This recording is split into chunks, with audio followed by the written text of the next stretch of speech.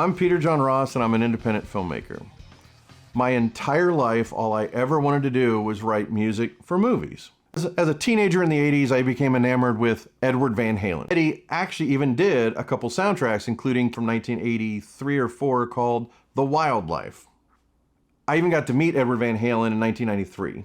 I remember reading old Guitar Player magazine interviews with Edward Van Halen in the 80s, and he told this great story about how Ted Nugent did a concert with Van Halen, and he was so jealous of Edward Van Halen's sound, he paid Eddie's guitar tech, his roadie, to use his guitar plugged into his pedals and his amps and play. And then he was furious because he didn't sound like Van Halen's. Why? What did you take away? What's not there? What's the secret to your sound? And this was far from the first time people have said that to Eddie Van Halen. And he said, I just added a little jape. Well, what is jape?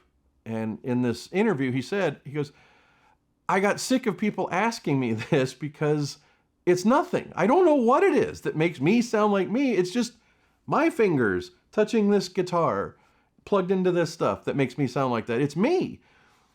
So, but people kept thinking there's a hidden pedal, or he did something like he played with the amplifier in some special way. And the reality was he didn't do anything.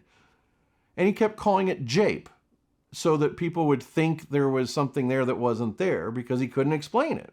So how does this relate to filmmaking? Filmmaking is a creative form of alchemy where you're combining this script and those words with this director, with this sound design, with this score, with these actors, with this producer, that set. It's an alchemy that even when you have the perfect formula, it's still got to cook and become something. And there are times where it seems like everything's perfect, and then the movie still sucks.